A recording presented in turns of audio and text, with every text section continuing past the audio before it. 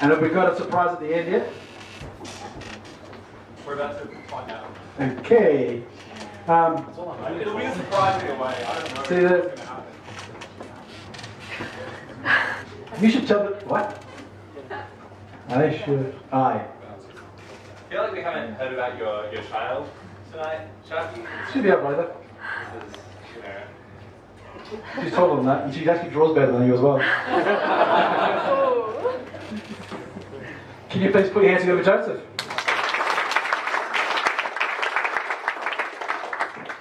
So again, can I get a quick show of hands who is here at the React? Oh, hang on. Let me tell us to record.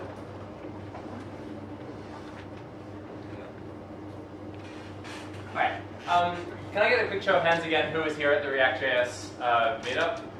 We've got 1, 2, 3, 4, 5. So I'm really sorry for you guys that this is again the same talk again. I've adapted it slightly and so on, but yeah, I would love to have some great discussion about all of this stuff with everybody later. So if there's anything I talk about tonight, there's going to be a couple of big claims that I make.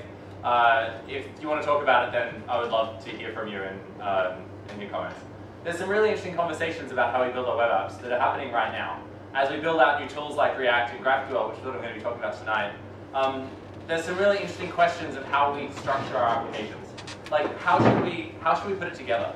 I feel like, are there any mobile developers in the audience? I've only got a few. So if you look in native applications on mobile, there's a really interesting thing that happens, which is that Microsoft and Apple sort of dominate the landscape. The tools that they work on, everybody uses. And because everybody uses those tools, and everyone's mostly happy with those tools, there's not that much iteration on the actual development processes. On the web, we've been really lucky to have really terrible tooling for a long time, which has meant that we've had to do all the work ourselves. So instead of everyone just kind of, asking Microsoft for the fresh new version of Visual Studio with the new .NET development platform, on the web we've had to fend for ourselves, and we've got this amazingly rich ecosystem of different frameworks and tools, which we've been iterating on. And this is one of the reasons why I love to see things like, I went to a talk recently by some Facebook developers talking about React Native, and talking about how much better it is. React Native is better in lots of ways than the native tools you get on iOS, in my opinion at least. And I feel like those tools from the web can show the native tools a thing or two because we've just had so many more cycles of iteration. We've tried a lot more different things. And that's really interesting and special, and it's fascinating to be part of that. I'd love to see, in 20 years' time, be able to talk back to now and say, I was there when, like when we invented this method, when we invented whatever else. We were talking before about being around when the web was new. I remember writing CGI bin scripts, like for Apache, and it was a nightmare. It was so hard to get anything working. And Python's WSGI, which I think was the first one to do the request-response style functions that you wrote, from Python, we now have in Node.js, well, it was copied to Ruby with Sumatra, then Rails, then Node.js, has been iterations on this particular API that makes our lives much better. That's an invention that appeared during my lifetime while I was doing web stuff. That just kind of came and went, and now it's obvious. But it's like only obvious after the fact, and it's really great to see. So anyway, that's me philosophizing. Oh, right, this is doing this thing. Wait, oh, no, everything's gone horribly wrong. So this program's really bad. It's called Mischief, and I use it because there's nothing better around. But if there was something better around, then I'd want to use it. And it's a native application, and I really want to rewrite it on the web. But if someone else wants to do that, then I'd love that. I'm trialing a thing, and I've been trialing a thing recently, which is to use a graphics tablet, and that lets me scribble all over my slides while I talk. I really want to I don't have a good solution yet for how to give a talk while drawing, while being engaging, and also doing the drawing. So if anyone has ideas on that, then I'd love to hear from you, because this is, I think, much more entertaining if you can draw and write and draw funny pictures. But there's not enough time. I want to get through this stuff quickly, and there's a lot to get through. So helping hands, maybe actually. Maybe we should pair up and I can get someone else to draw what I'm thinking. But I think you can make more money applying that elsewhere. So before I start, I want to ask everybody two questions. The first one is, what is the program made out of? And again, people who saw my talk will know the answer. Then I'm going to talk to what resource. So not code, but what does it take out of us? What do we consume by making code? What do we put into our programs? What are our programs then made out of?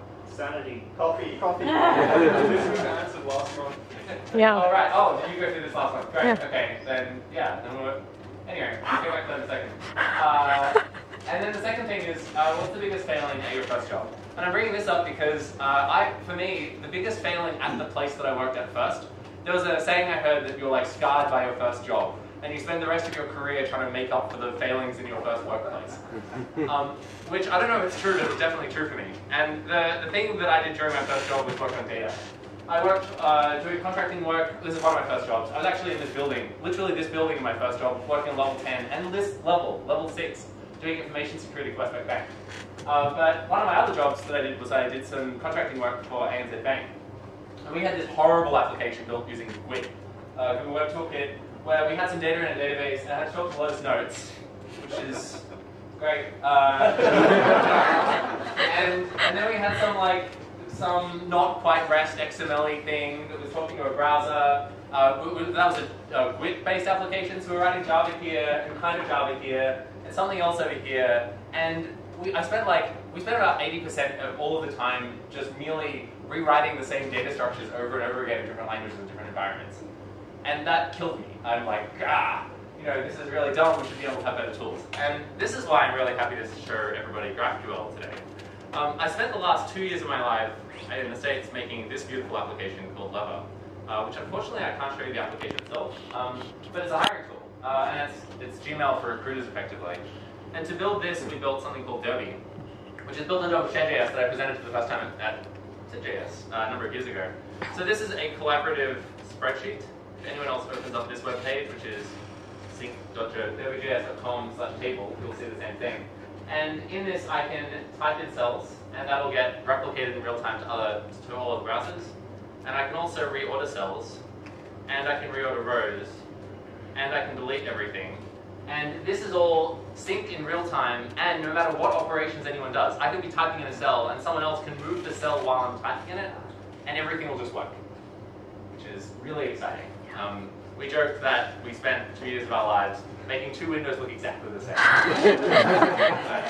Very satisfying to do. Oops, someone was. While you're doing very other things. But yeah, so great, and it's got rendering buttons. Oh, it's broken.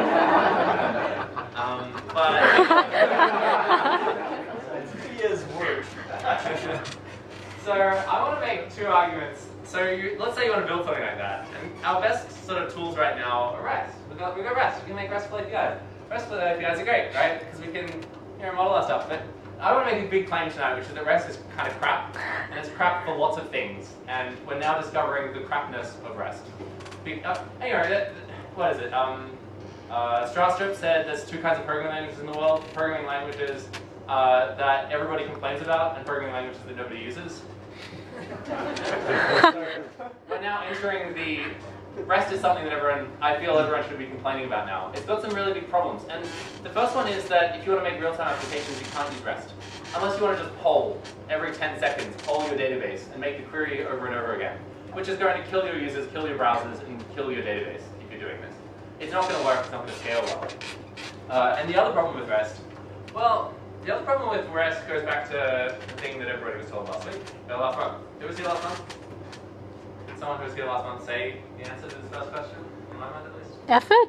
Effort. Decisions. There you go, that one. Yeah. This decisions thing came from a blog post that, try as I might, for like an hour I couldn't find again. It's disappeared into the deep web.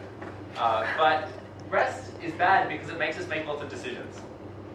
Fundamentally, we have to make a lot of decisions about what our API looks like, which have nothing to do with our application itself.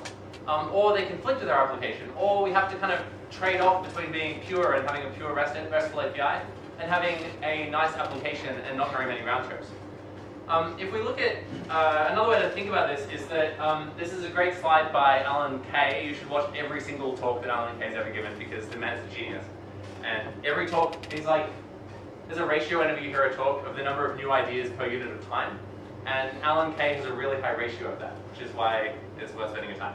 But if you imagine, as your program gets more complicated, as the problem you're trying to solve, your spec gets more complicated, how big does your program get? How fast does that grow? And it would be really nice if it grew linearly. And in a sense, this is like essential complexity here. We need this bit of complexity. But in reality, our problems usually grow like this, and our problems usually kind of grow like that, or maybe if you're a bit more cynical, like that, or something, you know, like that, writing Java. And in a sense, we've got this like dead weight loss under here. Like, what is this made out of? What's all of the junk in our code that we don't want? And I kind of think about this as bad abstraction tax. It's the tax you have to pay for using the wrong abstractions and the wrong APIs. That's like what you have to pay for using the wrong tools.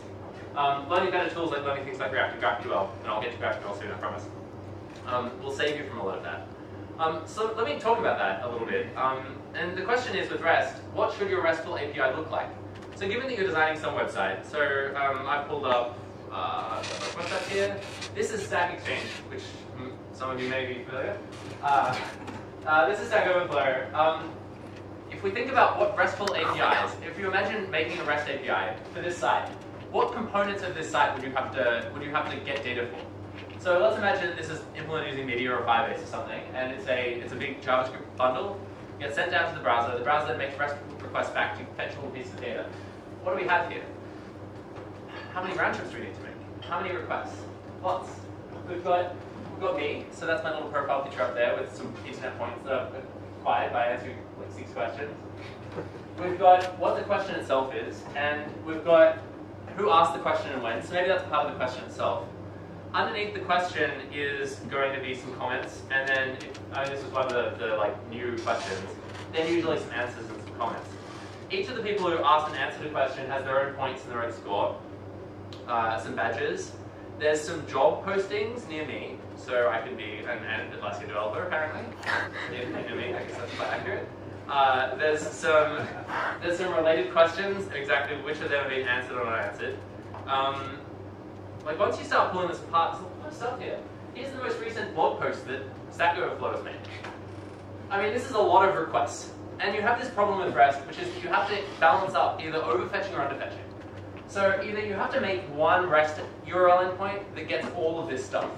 And as soon as you do that, you're going to make your native app team is going to say, hey, we don't need all that stuff. We don't show the blog post on the native app. So why are we getting all this blog post information? This is the overfetching problem. You get too much data. Or the flip side of the problem is the underfetching problem, where you make one RESTful, you have a beautiful clean API where you make one RESTful endpoint for each of these parts of the page. And in doing so, you end up having to fetch like 10 things to be able to render the page. So the browser loads, then it sends 10 REST requests back to the server, and then as they all come in, you can slowly render your page. It makes the user experience really bad. And this is especially bad if there's data like that's dependent. Sometimes you'll get, hey, who's the currently logged in user? Oh, it's Seth with this ID. Okay, can you please get me the profile information for that user? Okay, here's the URL for their profile picture. Okay, can you now please fetch the image based on that URL to get the actual image of my face? That's 3 round trips. And especially if you start looking at mobile developers, like on mobile, this is going to kill you. Your application's going to be slow as anything. So the question is, how do we solve this? And this is what GraphQL is really good at and what it's for. So, as I say, I think the REST is bad because it makes us answer questions we don't want to answer. It makes us answer up front exactly what things are going to be required for our application to render.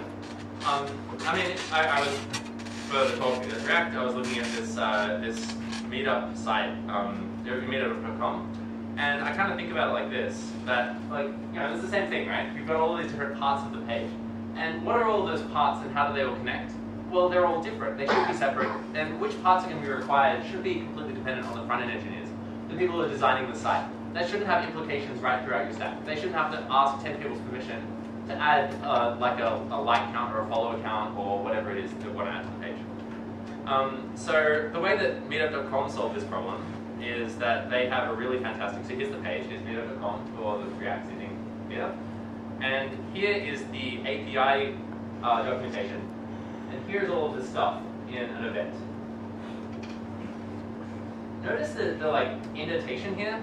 I can request the photo album, and I can get some stuff inside the photo album, and then for a photo sample, I can request this stuff.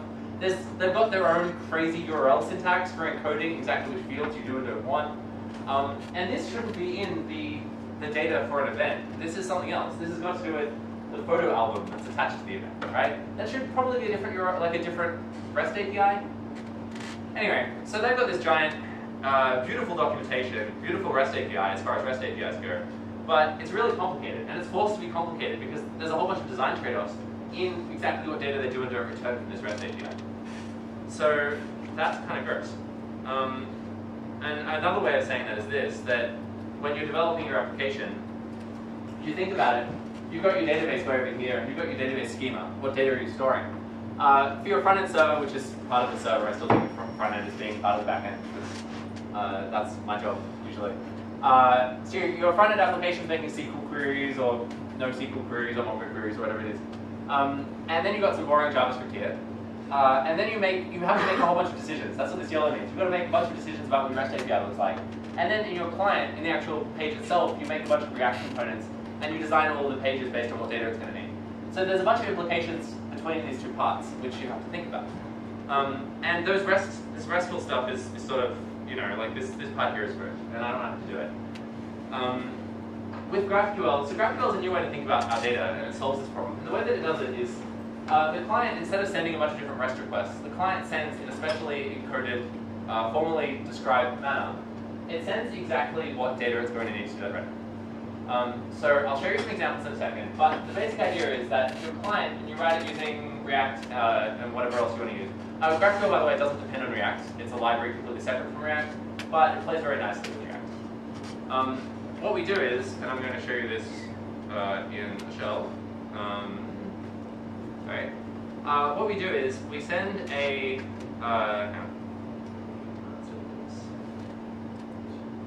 curl request. We send a web request. I'm just using curl because I can. And inside the request, we actually send a query. And this query says exactly what query variables, what data I want back from the server. So right now, this is a really simple query that just says, I would like to query the hello property. But we could put anything we wanted inside this query. Then on the server side, we say, this is exactly what my data model looks like, and here's all the things that you can query. And it's a tree, and I'll show you all more examples soon. But for now, this is the basic idea. Notice it's still just HTTP. So we're not replacing HTTP. It's also not JSON. It's this weird thing. Like, this isn't valid JSON. This is one of the things I don't like about GraphQL. It's 100K. It's like 100, it compiles to 100 kilobytes of JavaScript code on your server. Because it has a formal schema, and it's got a whole bunch of query validation and so on. And they define their own way of encoding these queries. But yeah, you describe a tree of all of the data that you want. Semantically, we could think about this. If we were trying to do, say, the meetup.com web page, we might describe the query like this. For the meetup.com web page, in purple is things to do with the group. So it's the React Sydney group. And my query would say, I would like information about the group. And there's some comments down there in green. I would like some information about the comments. And there's something in red, which is the RSVPs. I would like some information about the RSVPs. The query then recursively goes in and says, all right, of the comments, here's the information specifically that I want about these comments. And of the RSVPs, I actually only want the first 10, because that's all I'm going to render for now. But I'm definitely going to need the profile pictures. If you're a mobile app equivalent version of the site, maybe it won't need the RSVPs, or maybe it won't need the comments. So the query would just elude that. That would be removed from the query itself. And then when that query hits the server's just not going to fetch that data or not going to send it back to the client. Notice that the query will render the entire page. Every piece of information needed by all the components that you're rendering is included inside this query. So when this query gets to the server will respond with all of the data contained that it needs to fill out that query. And then you can just do a render. So that's the magic. That's the idea. Are there any questions so far? One or two questions that people have things? I'm going to show a bunch of code, so this isn't all me hand waving. Yeah. With like caching HTTP2, stuff like that, like sort of solving this problem in a different direction. How does it deal with caching? Good question. So the question was, how does this interact with caching? Because HTTP2 solves some of these problems already. I would say that my opinion of this, the reason why I care about this is because I want to do real-time stuff. And I don't think that Facebook yet has a good answer around how caching should work, around how transactions should work with these queries, or around around a lot of the caching puzzle. What you could do, obviously, is you could just send using regular HTTP request. It's an HTTP request. You could say, here's the query, but only give me a response here's my e tag. So I'm only giving you data if the response has been modified from this timestamp or whatever. And the server could then say, query report modified, the response that I gave you last time is still correct. So I mean, it can still work that way. But yeah, that's my feeling on that. Yeah. I realize it's 2015, you said you have a problem with 100K, so. I have a problem. Yeah, I know. Yeah, it's like, I wish it was smaller. Like Redux is beautiful because it's small and you can read the code in ways that parts of React aren't small and aren't beautiful and elegant in that way. I would love it if someone made a really elegant, tiny version of this. But yes, 100K is fine, it's nothing. Alright, so let's show some code. Alright, so I'm going to show you here. I should be able to also execute that query. And return back data, here's the data, and the below string is empty. That's it, I'm not going to show you any more code. From now on, I'm going to show you some code. So this is the world's simplest, one of the simplest GraphQL servers. There should be nothing here that surprises most people. This is ES6, and all the demos tonight, you've noticed they've all been using ES6 features. Get used to it. I'm a long-time CoffeeScript supporter, but I'm like, no, ES6 is the way it needs to go. So there it is. So this is just an Express app. I've got my app. I'm going to go app.use. There's a GraphQL middleware that Facebook's written that's going to do all the GraphQL stuff for me. Into my GraphQL middleware, GraphQL is strongly typed. So you have to define very explicitly say what all your types are and how they interact with your database. GraphQL does not tell you what kind of database you can use. You can use a flat JSON file. You can use anything you want. You can use MongoDB. You can use SQL. You can use PostgreSQL. You can use LevelDB. It doesn't matter. GraphQL doesn't care. Except that you have to describe for GraphQL how it's going to fetch each different kind of data. So for GraphQL, I'm going to say, here's my schema, and I would like GraphQL, which is the interactive GraphQL editor, to be enabled on my URL endpoint. And then I'm going to start a server listening on port 4321, all the regular stuff. And this is my schema. And I'll show you what this looks like in a second. So I'm going to run this. Node SYDJS. This isn't going to do live refreshing because I'm not that fancy. And if I load the page, it looks like this. Actually, by default, it'll look like. It'll give you some useful help. It'll say, welcome to Graphical. Graphical is. I kind of cringe a little bit every time I say that fun. It's really bad fun. But this is the UI that Facebook's made for it. And if I click on the documentation, it'll show me that there's a root query type. And there's a query called hello. So in my code, I've said that my root query, the root of my schema has one field, and the field is called hello. The type of the hello field is a string.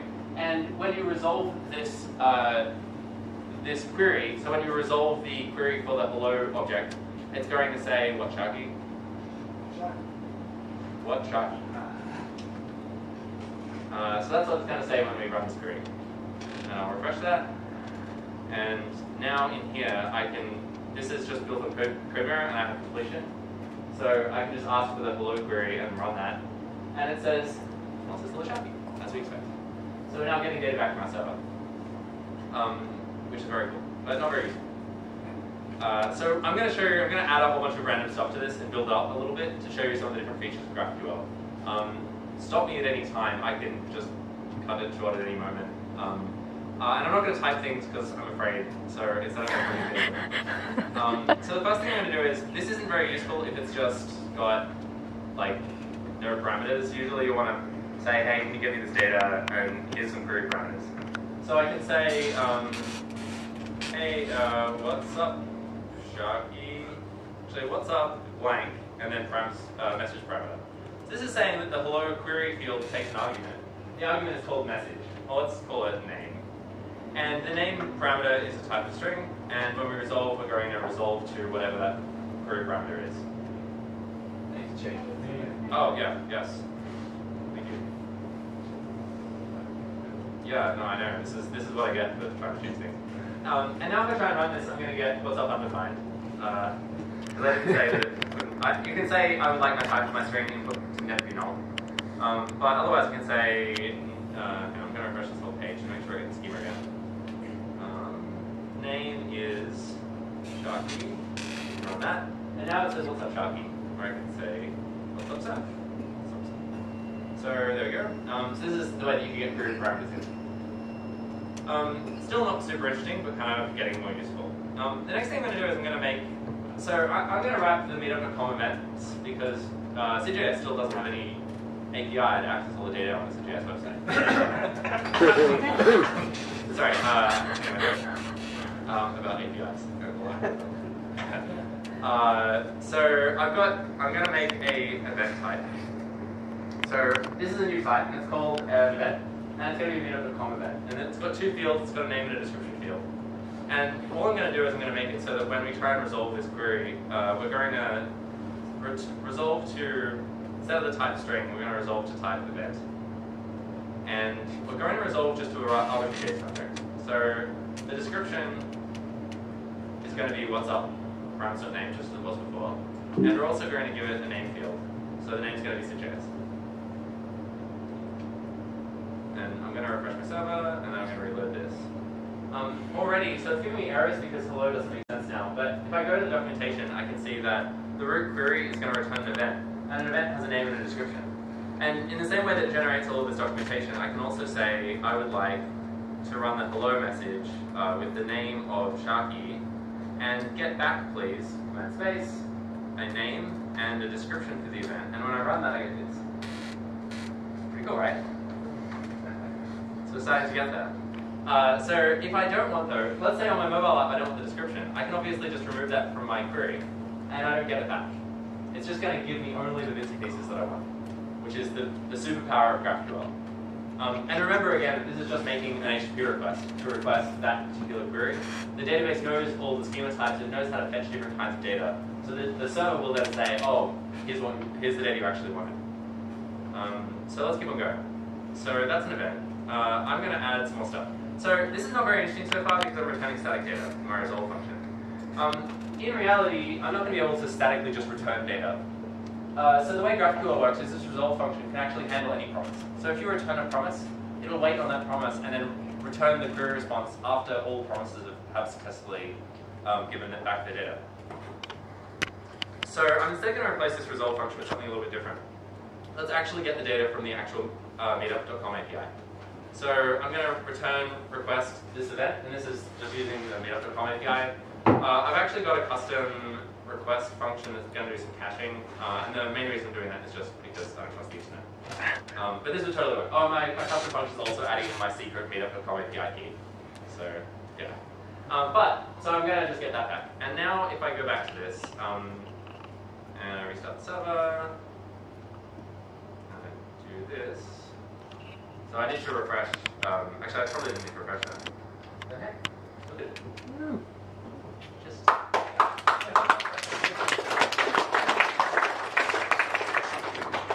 So I just fetched data from someone else's REST API, and I'm returning it through a typed query language on my own server that I can just consume directly using my application, which is kind of amazing. Yeah, this is great, and this is totally working, just directly like that. Notice again that you don't have to, GraphQL doesn't tell you what kind of database you want, you have to use it. As long as you can get the data using the promise, you're fine. And also notice that this request thing, the promise is just returning some arbitrary JSON of data. GraphQL is going to go to all of the work of converting it to the right type, the event type. And you can, for example, specify default values, so if the JSON that's returned doesn't contain some fields, they'll automatically get filled in with whatever default values you want. But yeah, so that's cool. And now that we've got that, actually the meetup.com API is much richer than this. It doesn't just have to contain two fields, it contains all this stuff. So I can just drop that all in there. Sorry? The same one second? Oh, that's probably bad. I mean, that's going to be invalid JavaScript. I'm just going to do that. Let's worry about that later.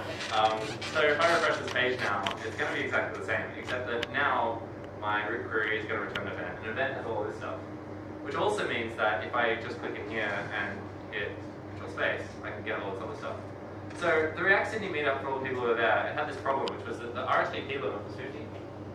And the number of people who wanted to go was much more than that. There was actually a waitlist of 119 people on the night who wanted to come but couldn't. So very sad. Which is to say that if you want to come along to the GraphQL meetups, then you should definitely RSVP early because spots are fit billion. Although we'll find, I mean, hopefully there'll be a bigger venue at some point. But yeah, I can also get obviously the time that it was created and any of these other fields that are just popping in here. Wrote about that. Yeah. Picking which fields I want in my application. I think if I do that, let's find out. Alright, so if I put waitlist in twice in the query, it's just being deduped. The same thing actually if I ask for 2 queries. I'm going to mess this up. I can make multiple queries here, so I can request 2 different hello objects with different things. But it's going to tell me that's an error. I can call one of them A and one of them B. And run that. And I can get both responses back, but if this is the same... Oh no, it's still giving me different things. Anyway, whatever. It does do a fair bit of deduplication on the query itself. But it only uses 100 I'm going to live that down. You can label on the top of a query, can you do that as a field level? Yeah, I think so. Yeah. Which is useful. So the fact that I have query parameters at the top level, that's not unique to the top level. I can have query parameters nested at any depth, which obviously which is why this is useful, because I might want to have, I might want to make 2 different queries against the same part of the graph. If you think about this as a graph, then the root node is one node in the graph, and I'm going to start exploring out. The query is actually a tree. It's kind of poorly named, but yeah. It's not just a freaking syntax, it's basically ECMAScript. With renaming, not ECMAScript structuring though, because It's not, but it's close to it. Yeah. Sorry, he said that it's not just a new syntax. It's kind of mostly ECMAScript destructuring, which is mostly true. All right. So let's add some more stuff here. So obviously we've only got one type, and I'm just doing everything at the top level at this point. But I'm not restricted to that. I can add a new type of thing. So I'm going to add to my schema a group. So a group is a kind of, what the description is a meetup group, and it's got a bunch of other parameters itself. And when I get an event, when I request an event, I can also ask for what group it's part of. So what this is going to say is, so if you think about it, this event is populated with a JSON object. So I say, do the HTTP request, I get back a JSON object. The JSON object gets passed in to event, and it says, please make an event out of this JSON object I have. And it says, all right, fine, its ID matches up to the ID field, and the created matches up to the created field of the JSON object. But this group thing is a bit different. The group type is whatever the group thing I defined above. And to resolve the group, I'm going to have to do another web request.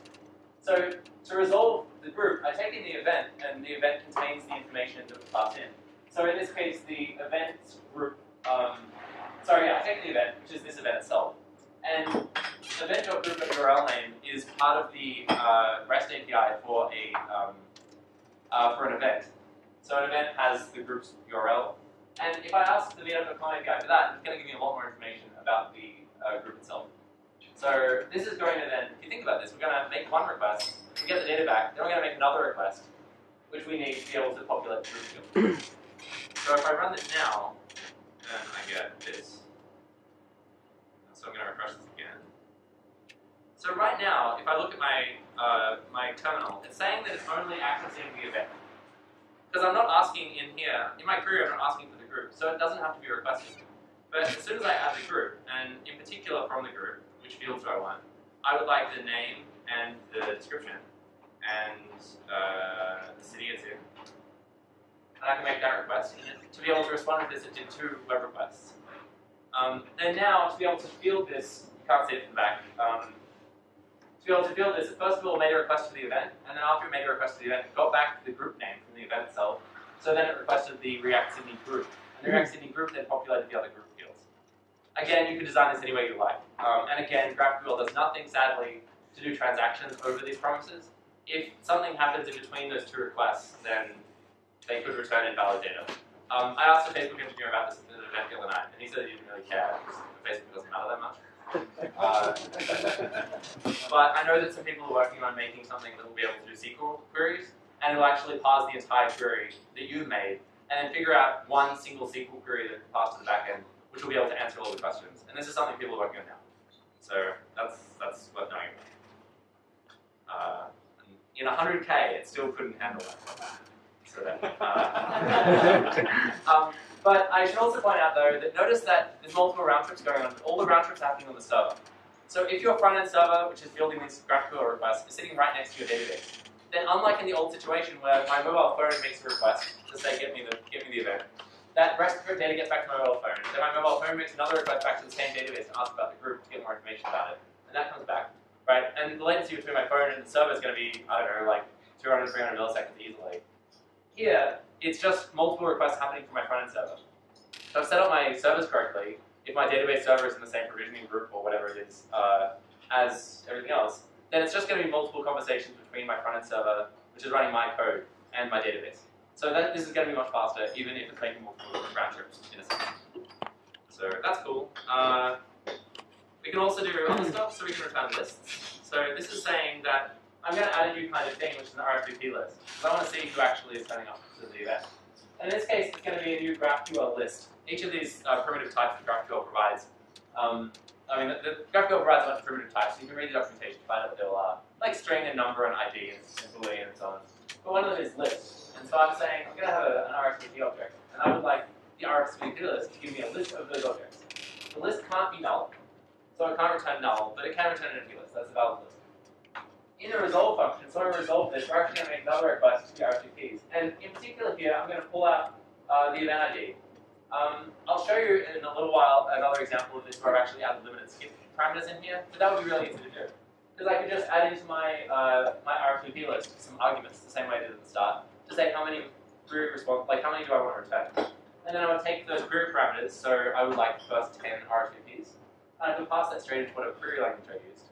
I only pull 10 values back from my database and then send those 10 values to the client, which is really cool. Facebook actually doesn't recommend doing, well, the examples Facebook gave use something called curses, and then they didn't describe it in any of the documentation as far as I could find. So they talk about another way to do this by having an ID for each item and then saying, I would like 10 more from this ID that was the last ID that you gave me. But I don't know, you could have made it like that. So yeah. So I'm just going to copy and paste that in. So this is inside of it, I'm going to have my RSVP list. So, RSVP list. And I'm also going to add a member type and an RSVP item type.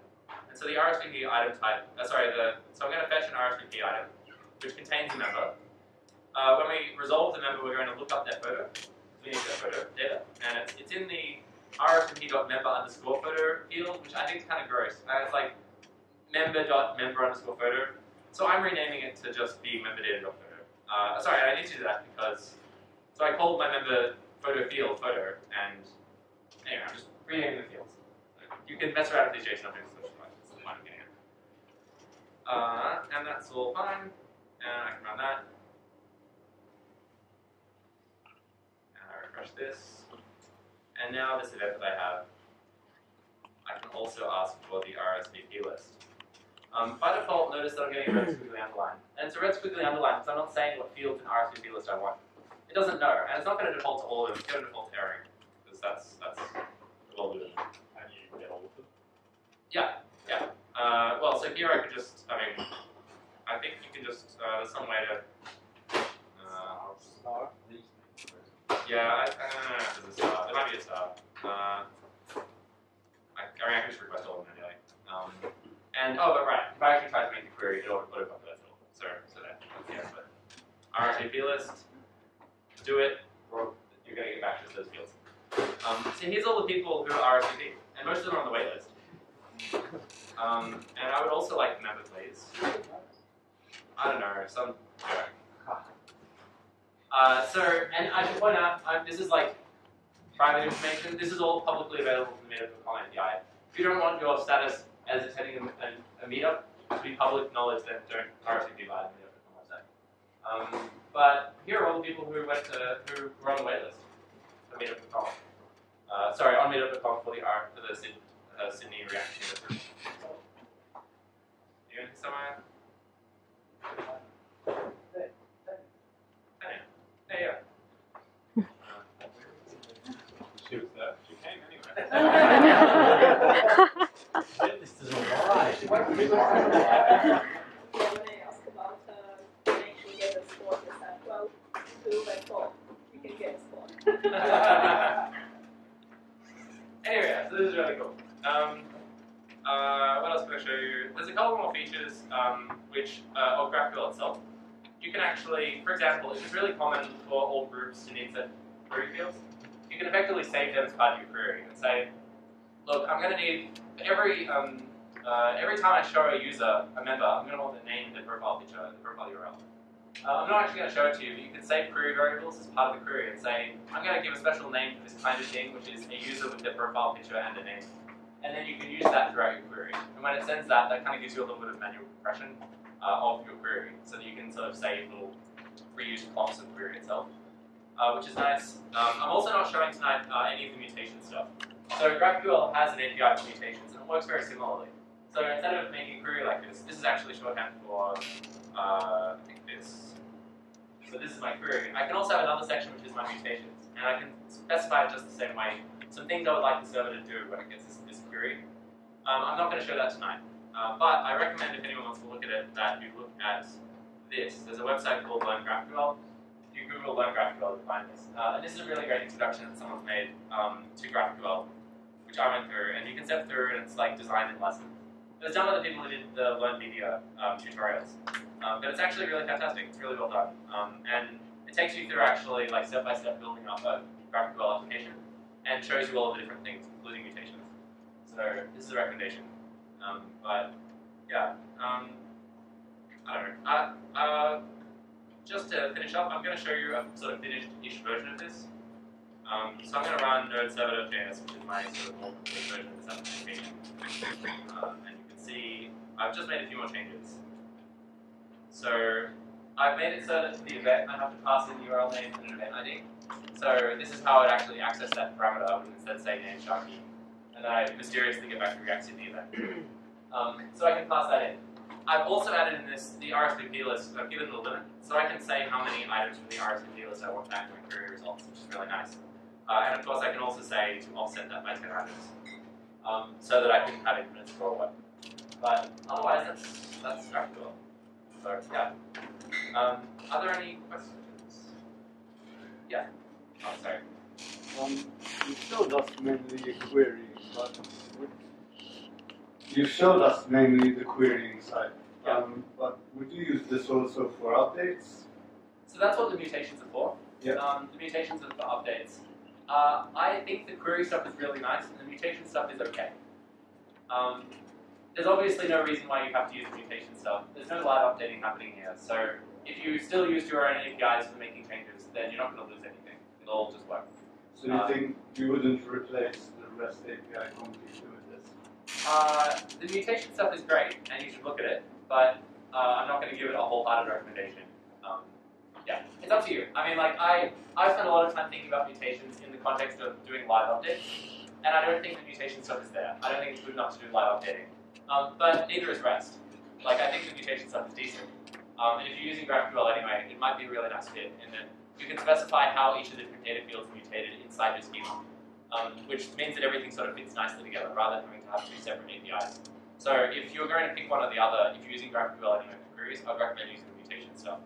But personally, I would like to see the mutation stuff expanded and, you know, more stuff done with it. So, yeah. Does that answer your question? Yeah. Cool. Great. Yeah. You have another question? You've shown us how to manually answer queries. Yeah. But if you already have an existing data structure, isn't there any adapters already available for you to query a MongoDB or a SQL database or like that? You don't. You just have to run the query instead of writing the adapter. That's a really great question. I would love it if that's true. Do you know the answer to this? I can answer this actually. Oh, go for it. Yeah.